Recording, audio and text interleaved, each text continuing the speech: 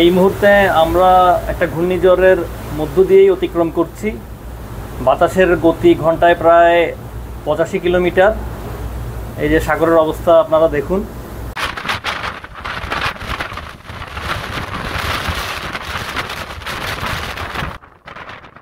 বাতাসের প্রচণ্ড গতি, একদম দাঁড়িয়ে থাকা যায় না। আপনারা তো ভিডিওতে দেখলেন।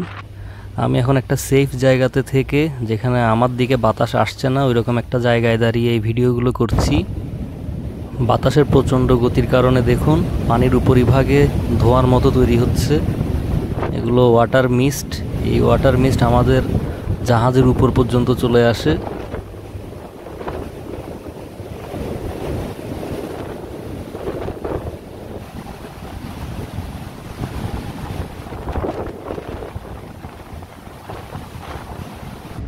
এনিমোমিটারে দেখুন বাতাসের গতিবেগ 42 থেকে 46 নট বা প্রায় 85 কিলোমিটার ঘন্টায়।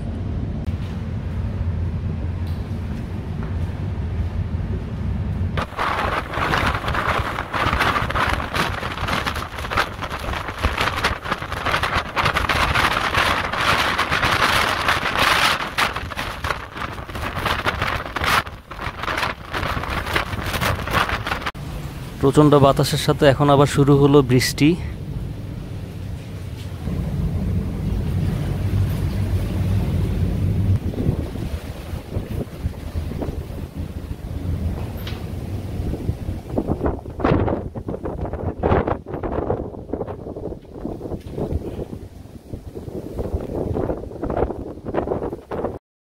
সাদা চিহ্নটি হচ্ছে আমাদের জাহাজের বর্তমান অবস্থান।